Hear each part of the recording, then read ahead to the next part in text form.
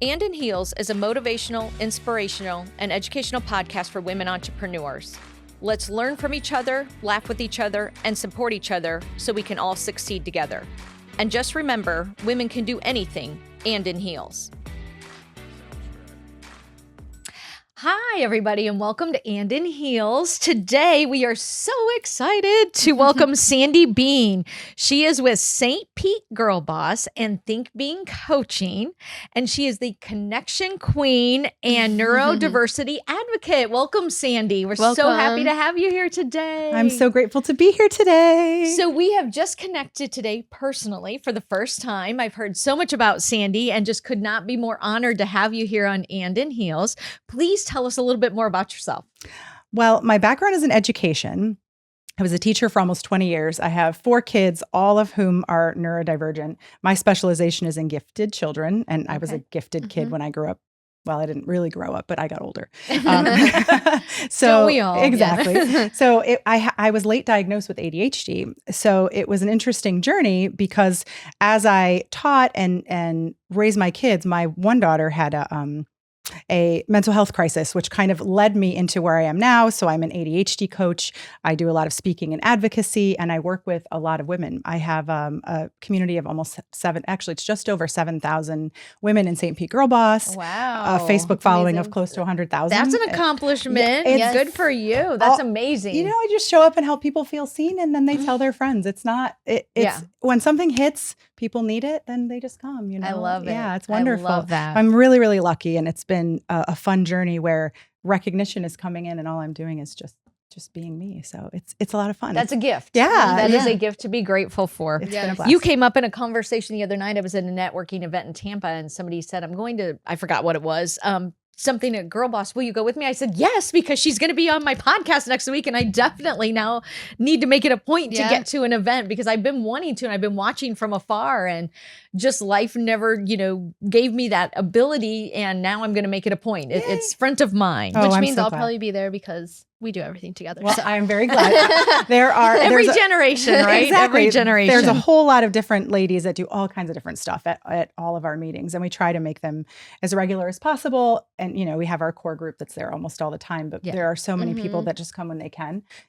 I guarantee there will be somebody there that you really feel a connection with. Love that. Well, you have made such an impact on the St. Pete community. And again, can't wait to hear all about it today. And we're going to get to really dig into your story today because there's so many layers that I'm learning about you already. When I was talking to a group of women that I've become pretty close with and told them you were going to be on And in Heels, and they know you through St. Pete Girl Boss, and they were like, oh my gosh, ask her this and ask her that. So I'm not going to ask you anything because this is about you telling your story, but I can't wait to hear all of the things that everybody's already kind of queued up. Yeah, definitely. Well, how we start every podcast is motivational. And we start there because we know that everybody has a story, and we know that you didn't wake up and you were a girl boss leading 7,000 women. So what in your life, because I know you said you were a teacher and then now being a leader in the local community, what brought you there? What were those pivotal moments within your life that made you kind of shift gears and change careers? Do you ever find it strange when people call you a leader or an expert and you're like, I am. You're like, What about me? It's so funny to think Wait, about, me? right? Like, okay. I would say, from the time I was really small, I've loved gathering groups of people. My mom will tell you stories about I would bring home like hordes of neighborhood children and expect her to feed them. Be like, we're all coming inside. And she'd be like, what? Do you have Kool-Aid? Yeah, exactly. Or whatever, Yeah. I think it was the 80s, so it was Wonder Bread and craft slices. But, I've always loved gathering people, and I've always had kind of a penchant for creating spaces that made them comfortable.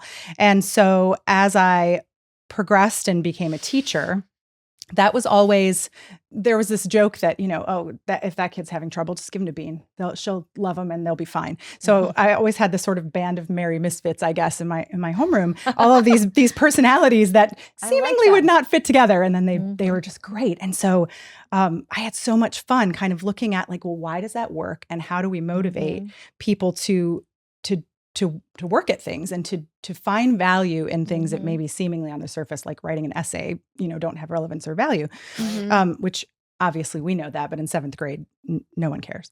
So it's true. My son's in college. He doesn't care now, I'll be honest. Like motivating them, right? Right. But just finding their magic, whatever it is. And even in my own children. So I've always loved that. And I've always loved kind of pulling that out of people since I was young. And, that's what makes you a good leader. So in case you needed clarification, that's what makes you a good leader. I mean, it's so amazing. Every time I meet somebody else, I'm like, oh my gosh, you have this magic. Like, let's see what we can do with it. And naturally, and not in a codependent way, I just really love helping people to pulling out that to really glow. in them. It's so much fun. It's so much fun, even in my own kids. So I think, I sort of naturally fell into the role of teacher. I was originally a marketing major, and I had my son when I was 20, and I was like, I don't want to climb a corporate ladder. That sounds like something that would not be great when you have a baby. So I thought, well, teachers have summers off. It can't be that hard. Well, I ate those words for 20 years, but it was interesting because when I took my first education class, it just caught fire, and I really, really loved it. So as that moved forward, I was the helium hand, science Olympiad, anything we needed help with. I was like, yeah, I want to do it. But everything sort of fell apart when I needed to come here. So the second part of the motivation goes not just from that background, but it was the idea that I needed to become a role model for my daughter. And having my background growing up, my mom was a single mom. She came from a background of severe abuse. And so just really wasn't necessarily, she was present, but not present. So when I had a daughter, my first of 3, I remember looking at her and being like, I am so sorry. I have to be a role model for you. And I'm not good at this whole, like, being a functional female thing, like, what do I do? So a lot of healing went around that. And when she had a crisis with her OCD, I remember thinking to myself, okay, I can't be constantly triggered by a mental illness. I have to be healthy enough and see the blessing in the situation enough for her to heal. So bringing together that sort of natural aptitude for creating spaces and feeling good about them, and then having to step up and be a parent for someone that is autistic and was having a mental health crisis. All of that kind of came together in this perfect storm, I guess. And it's really interesting to see how all of that, when it all shakes out years later and you look at it, you go, oh, wow, it's really cool how it fits together. We just talked about that in our podcast recording before this. We do multiple back to back to back. That's why we have the same outfits on in several episodes, in case anybody's wondering. But we just had that conversation, and, again, trying to give this next generation some get out of jail free cards, like skip some of the stuff we had to go through to figure out. And one of those is hindsight's 2020. We all know that. Like, if we could all look in our past and go, oh, that's what that was about. Oh, right. That's how that fit in. Exactly. Well, that's why I had to go through that. But instead saying, this is why I'm going through this. I don't know what it's bringing me to. I don't know why, but it's here for a reason, whether good, bad, or otherwise. May not be what I wished for, prayed for, wanted, but it's here, and there's a reason it's here. And really just starting to be more present and looking at those moments in time to say, okay, I may not understand it today, but I promise myself it's going to fit in a puzzle later. So let's embrace it and figure out why I'm supposed to be going through this, or embrace just the moment and say, someday this is going to make sense. And it's okay. Right. This too shall pass sort of mentality. Yes. And I think that's such a huge cognitive shift for people, because I think when things really are terrible, we tend to get in these woe is me patterns. Why me? Yeah. Like why now? Why me? Why? Exactly. And, my daughter's story is hers to tell, but it's not a good one. And not because of me, but it was one of those things like, why our family? Why us? Right. And so, but you're not alone in that, Sandy, right? Yeah, no, absolutely not. And your platform, I've watched a lot of your social media, and I've been just, obviously observing you more, knowing you're going to be here so we could connect. Yeah. But really, just from an unselfish perspective, the more you start talking, I'm listening to what you're saying, and it's an awareness, and it's something, there's such a taboo. We can talk about healthy hearts, and we can talk about diabetes, and we can talk about all of these physical ailments. But when it gets into mental health, it's still in society in the US today, not as accepted as I'd like it to be, nor I think it should be. And it's like, your mental health is just as important as your physical health. Right. And they can be very connected, by the way. Oh, for sure. Right. But I think it's sad that we still have to apologize for talking about it, or navigate the best way to talk about it so we don't offend someone. It's like, no, this is real. There's a lot of people and a lot of families going through a lot of situations that result from it. So It's wild. sharing that is empowerment Mhm. because you are a leader of a lot of women who majority of them probably have been touched by a mental health situation in some capacity, personally or within with a loved one. So it's important that we talk about it. Right. I think so. I mean, being Right. open about it, I think, is essential. Have to. And it's interesting to me because there's so much shame that can still be associated with things. Yes. If you're having a rough time or whatever, or just misunderstanding, I think too. Mhm. It was so refreshing to meet other parents when we first really started this journey, and I'm one of those folks that when I learned about her diagnosis with her OCD, I went down the rabbit hole. I was reading journal articles and books and everything I could digest so I could properly prepare for, what eventually would become her IEP at school and advocacy and things. But I really wanted to know. And it was lonely to have people outside of me. Because if you know anything about OCD, it makes your world really small, especially the types. She had multiple subtypes, and one was contamination OCD. And so you get very scared about anything. And the contamination can be emotional. It can be germs. And it gets to the point where these rituals, I mean, she would take 4-hour showers. And it was really, really difficult. And so people don't understand that. They just see you canceling plans. They just see you missing work. And nobody's having a bake sale for you when your child is having a mental health crisis. It's just not happening, know.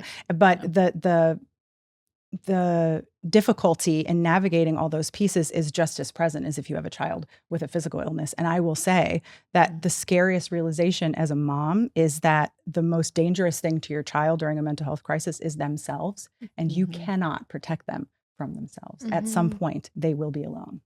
And it's a huge, painful realization when you're like, wow, I do one-on-one supervision. You might be suicidal. You can't protect them from themselves. And so you have to heal that. And it was a really long process, but that was a scary surrender moment. But to meet other parents that have been in that place and look at them and they say, I see you, is so validating and so powerful.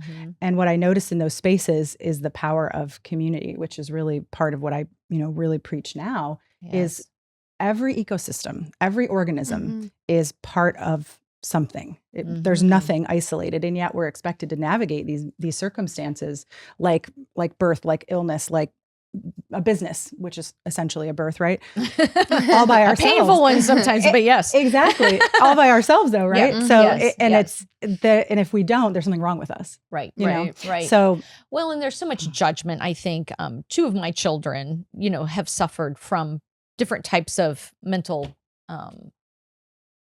situations where we've had to navigate, and each one was very different. And so you can't compare them either. No, not at all. Because they were very uniquely different. And then what we assumed was wrong with the one child, because we had gone through it with one, we were completely wrong.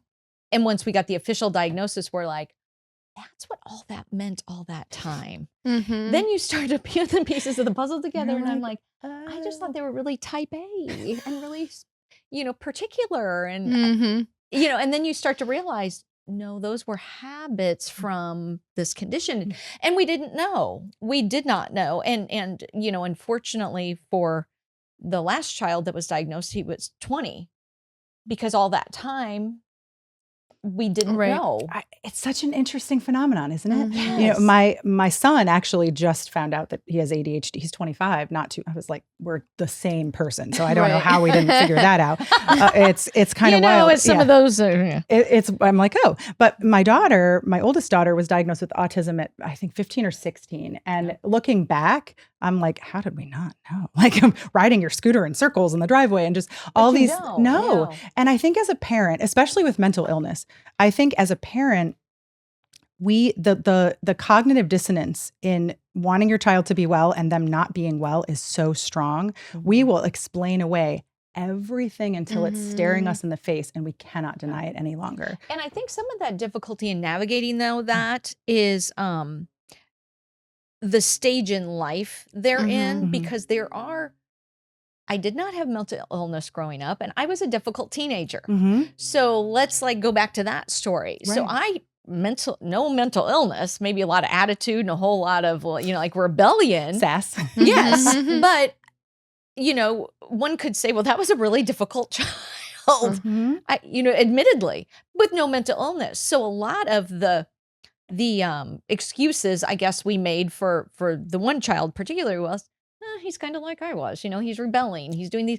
No, but his were for such a different reason, and I had Mhm. no Mhm. idea. Yeah. So then as a parent, you feel like, what a dummy I am. I Like know. all those years of thinking that this was just a rebellious teenager, they were really calling out for help.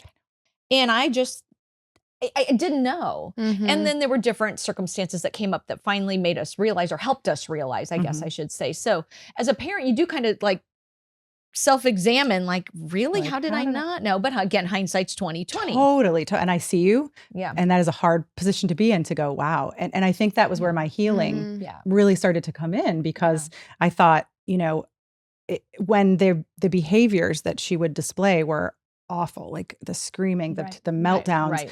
And for me to I learned a lot about co-regulation. Right. I don't match your volume. I validate what you're feeling and try to regulate wherever you Right. are. And just to understand that, and this is where neurodivergence, I think, comes in, Right. because the nervous system needs different things. And if Right. you're also ill and you're literally afraid for your life about the color of your plate, I might think that's asinine because I have a healthy brain, but the part of, well, allegedly, but the part of your, Allegedly, I love that. It's crazy. But the part of your brain that's supposed to, or your body that's supposed to be keeping you well, is sick. So it's like, Right. it's not going to be rational. Once I stopped No. ascribing rationality to mental illness, it became much easier. It's not going to be by Never. definition rational. Never. You know? And once you understand that piece, Mhm. and that's why now I can see it in, behavior, and I'm like, oh, we're not at a place where any kind of explanation is going to make any sense. So let's just get through this, Yep. and then we'll worry about. Let's regulate. Yes. And we're going to be okay. And Mhm. neurodivergence figures into that, I think, pretty significantly, because I'm assuming that you're an entrepreneur. We all fall in usually an IQ range over 120, so gifted Mhm. people. And giftedness is a Yeah. neurodivergence. Yeah. And I don't think it gets the attention it requires. But even if you look at brain imaging studies for people that are 2 standard deviations above what would be considered like the high end. So I think it's 10 points on a standard bell curve of IQ. So over 110, once you start getting up to like 128 and above, there's actually structural differences in the brain. There's a thicker corpus callosum. There's more gray matter. And the differences become more significant the higher the IQ. So if you look at that process, you begin to realize that there's more information flying around. There's more information being absorbed. And Mhm. that development, in contrast with some of the typical abstract thinking, emotional development, there's such a contrast in gifted people. The regulation becomes very difficult. Absolutely. And it's really an interesting thing. And with autistic people, they absorb, their brain absorbs a ton more information as well. So you see those same sensory type behaviors that you see in Yes. spectrum disorders and gifted people. Yes. And I think that there's just not a lot of attention paid to how any kind of neurodivergence can create behaviors that appear difficult simply because we are having thoughts and feelings and cognition stuff that doesn't line up with our situation or our emotional development or whatever. I find it so interesting. I'm just like, wow, step back and look at someone who's dysregulated. You can almost always figure out why, which is why creating cultural spaces where everybody feels included is such a science. You just look at it and go, oh. So important. And I'm so glad that this generation, of professionals and the next generation is going to have more recognition around that. Now, how they handle it and what kind of programs are implemented to accommodate for it, I'm excited to see, because I think we've come a long way in the last 20 years, and I hope that continues. I think so too. Sandy, knowing a little bit about you and about your journey. So obviously you didn't go from Sandy the school teacher to who you are today overnight. Right. So we all think, we've got this straight line we're following, and then all of a sudden, there's a curve or there's a hill or there's a valley. So tell us a little bit about like your journey itself. Like what inspired you? What got you from teacher Sandy to where you are today? Yeah. So when I moved to Florida, I needed a job. And when I brought Madison down for the last time before we moved here, it was February. And so I thought, well, I don't want to jump into a school system in the middle of the year, because that's substitute teaching, and substitute teacher pay is abysmal. And it's a thankless job. So I thought, well, what else can I do that's going to provide me with some flexibility? So I had for a long time, as a side hustle for my brother's companies, he's a doctor up north, done his marketing, copywriting. I have 2 master's degrees. One's in curriculum instruction and one is in creative writing. And I had done a lot of our social media for school. I did lots of tech stuff. So I had a skill set that I thought, well, I'll do some marketing with small business. So I happened to be a hair model for someone. And the person that was opening the salon that he was interviewing for was like, well, we don't have anybody doing our socials.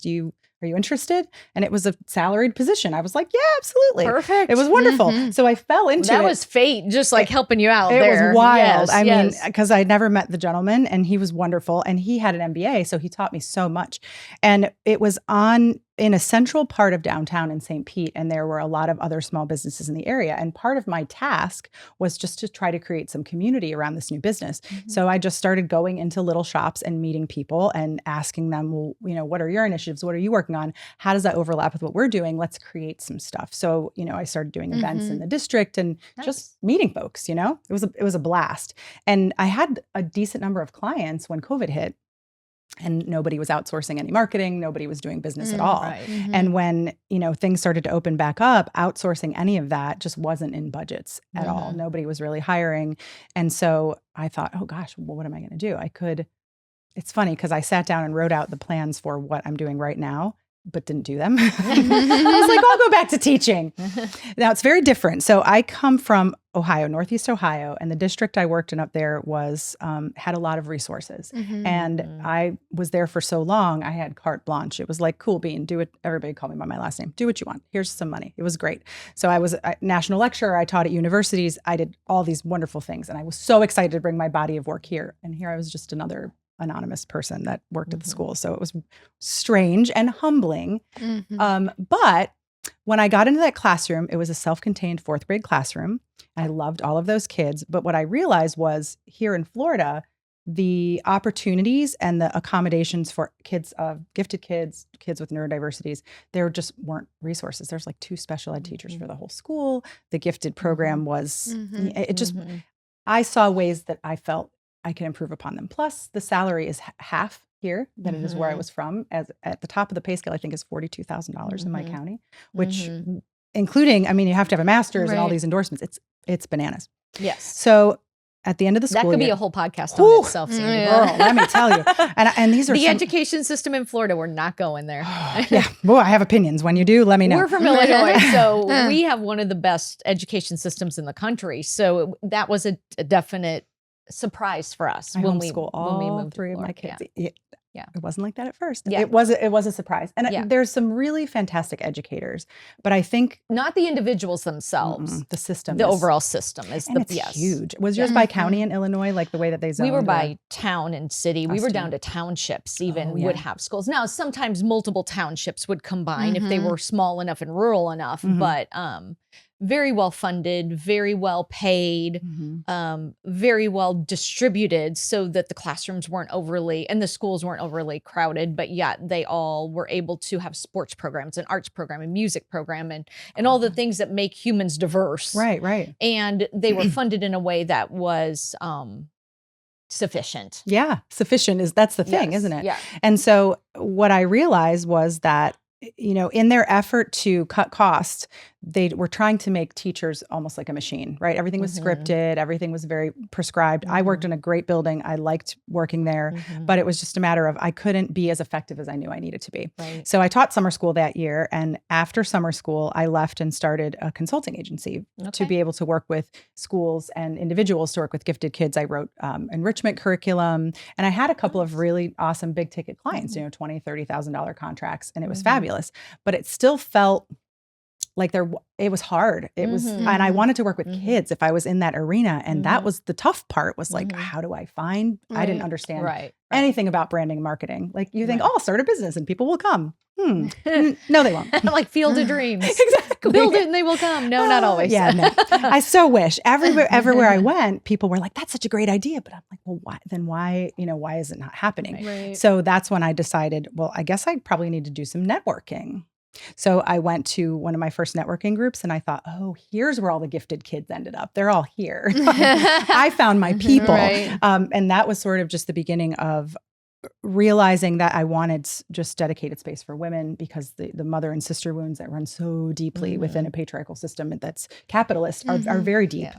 And so wanting to bring that forward, that's what created the momentum for Love that. Yeah, my consulting agency, which is now coaching, but I don't do that often because I'm so busy with Girl Boss. But that was really the beginning. Yeah. It was like, I mean, I started my group with 5 or so people, and I think we were at 1,000 by May of that year. And then now, it just has grown and grown and grown. It shows you the need, though, right? The need for that kind of connectivity and community in a format that creates, though, that female bond, you know, and obviously And in Heels is a podcast for women. Exactly. So, and my husband's one of our biggest listeners, and my father-in-law and Morgan's father-in-law. So there are many men that support us, by the way. So this is not an anti-male group by any means. No, not at all. Not at all. This is a women empowerment group, but you know, it's all of our community and all of that support system that makes it sing and hum and really work. So. Well, and I think feminism has like a dirty connotation.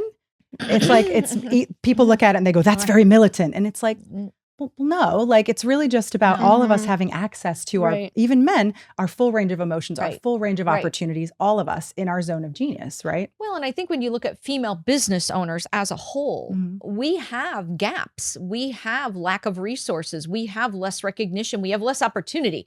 This isn't a debate. That is a proven fact. 100%. And I think all that we're doing in these groups and on this podcast and in these situations is saying, we don't want more. We just want the opportunity to be equal and seen and supported and heard and funded and all of the things that any other business would want. Exactly. That's all we're saying. Exactly. Right. But as a team and as a tribe, I think we can accomplish some pretty amazing things. We totally can. can. So how do we keep lifting each other up? And there is no room for competition in any of this. And I know somebody that's in an economic or finance situation would say, well, that's not true. You need competition.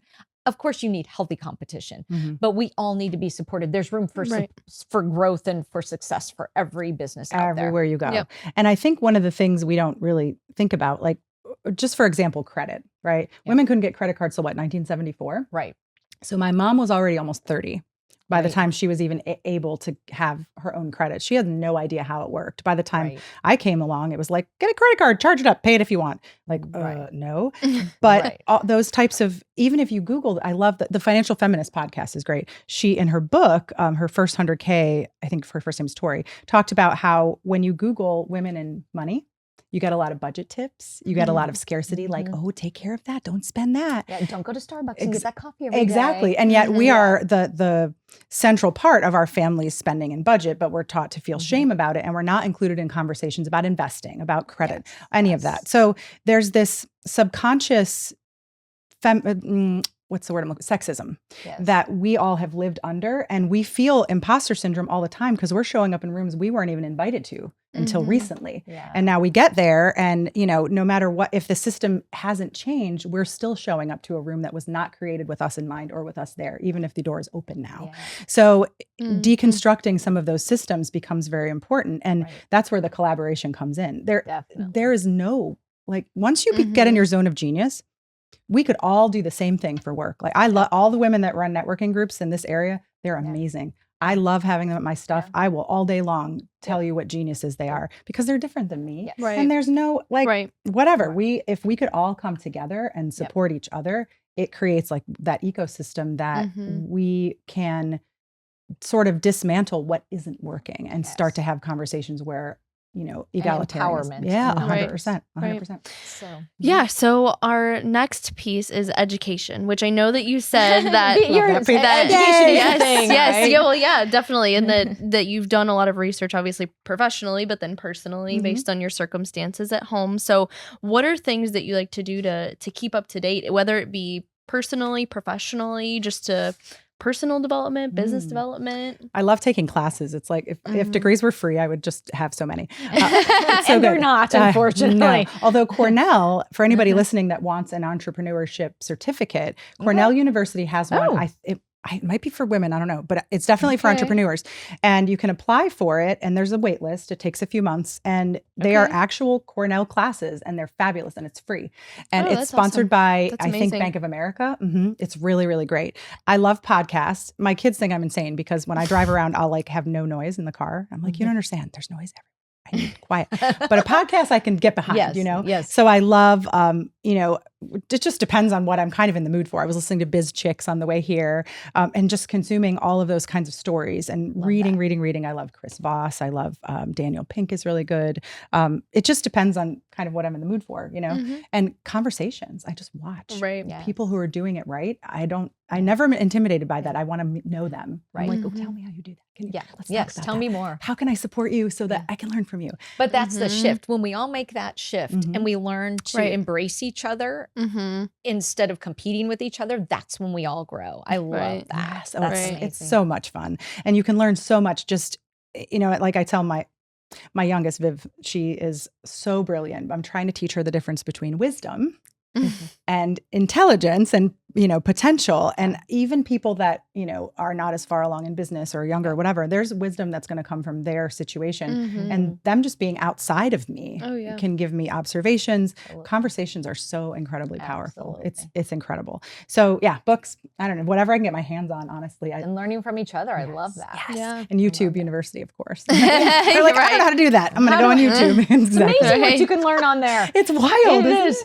Everything, like coding the back end of your website. Things that I'm like hobbying over, and I'm like, YouTube is the best resource to learn all of that. Really is. If someone that is creating free YouTube content is out, like, I love you because thank you for putting it out there and creating that stuff. Well, it's amazing. So my son is going to be a senior in college, and tomorrow I think is his final for this junior year. So exciting! And when he was younger, I don't know if it was PlayStation or whatever it was, one of the many gaming systems.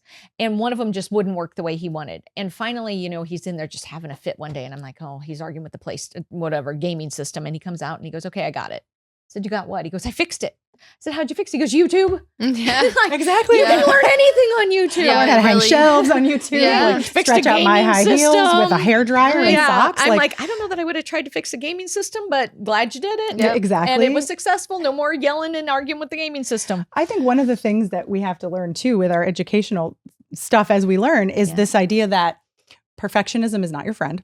No. And it can be hard when you're in a visible position to take imperfect action. But it's really I have done things quite publicly and been like, well, that didn't work. Sorry. You know what, though? That's okay. Because I think, one of the memes that I see often, and again, I happen to be the victim of it has to be perfect before we can do it. And that is one thing I'm trying to get really over is because start. It can be messy, but start. Now, it can't be super irresponsibly messy because then it just looks unprofessional and sometimes it's hard to go back. So make sure you're somewhat ready. If it's sabotaging your reputation or may result in death, I think you do not do it. Yeah, exactly. Both of those. Or financial ruin. All of that. But there are some calculated risks and messy, and it has to be. And we just watched the Walt Disney Before the Mouse story. So good. And I don't know if anybody has seen that, but you walk around Disney World, you walk around Disneyland, you walk around, or you watch the movies, whatever the success story might be, and you think, oh yeah, Walt Disney, all right, how did they ever make a mistake? Okay, watch Walt Before the Mouse, because he made some horrendous mistakes. He went down a road of financial ruin and depression and came back, and then it happened again. And this was not an easy journey. So we all see the top of the iceberg today. We walk around the parks and watch the movies and think, oh my God, who wouldn't want to be Walt Disney? Well, he didn't. He was certain moments, I promise you. So no matter who you are and who you're observing today or what you're seeing, what you're seeing now is a moment in time. Right. That doesn't mean that that's who they've always been or that that's the success just came easily.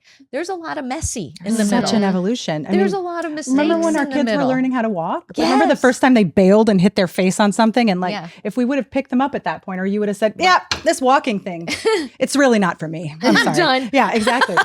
I think we've forgotten somehow because we're adults that learning is a process, and anything new that you create is going to come out like hell at first. It just is. And mistakes and failure, although disappointing, although tough to overcome, although tough to understand, that's the only way we learn and get better. It's a process. And sometimes it's those mistakes, as painful as that is, or those failures, as painful as they are, that make us who we end up needing to be. Right. And if we don't go through them, you can't You just can't get there. And there may be easier paths. I get it. Sometimes the decisions we make create the consequences we serve. Fair. I get it. But it's all meant to Right. be part of that journey. And we just have to learn to look at those moments as, okay, yeah, this stinks. Yes, this is horrible. Okay, I'm praying to God, why me?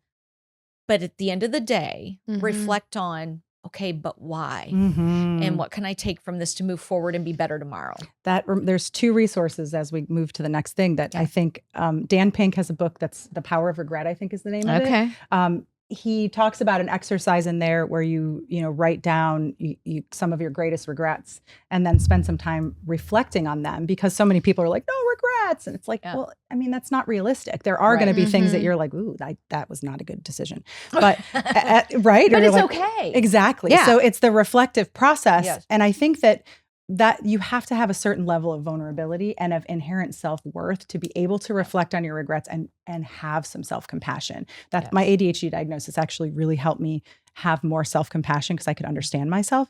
And the other resources, Simon Sinek, total man crush. She is so cute.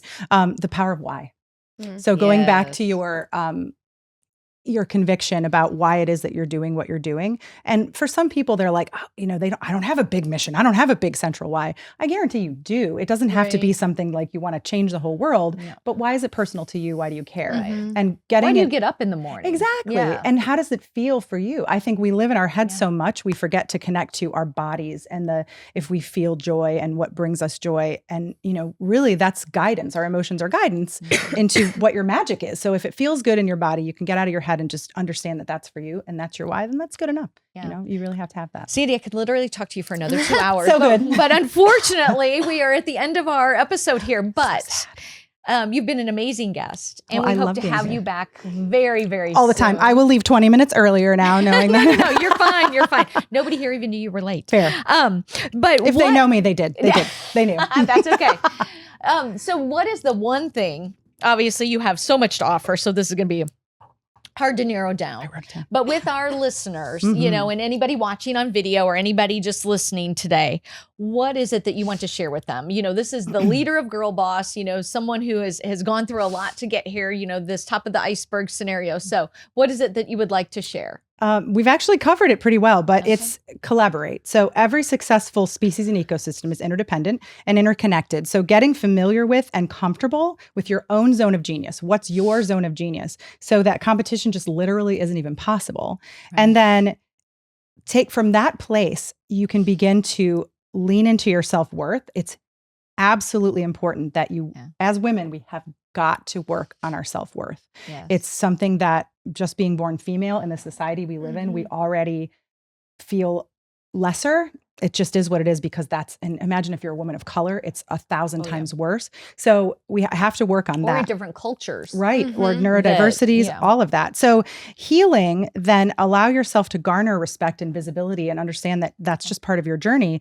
And then once you have that respect and visibility, go back and support and collaborate and uplift. Like it's very much part of that. Love first and just sort of see what happens. I mean, if you lead that way with good intentions, even if it doesn't go well, you can at least understand that you led with integrity and from a place that was loving and collaborative. And that is what it is, you know? And at the end of the day, we can all succeed together. Yes, exactly. definitely. We need each other for sure. Well, thank you again for being here. Thank you. So Sandy from Girl Bosses, and we will definitely have you back on a future episode. I would love to definitely. be So here. much. Thank you so much for having me. I've enjoyed Thank chatting you. with you today. Sure. Take care. If you enjoyed this episode, please subscribe. And just remember, women can do anything and in heels.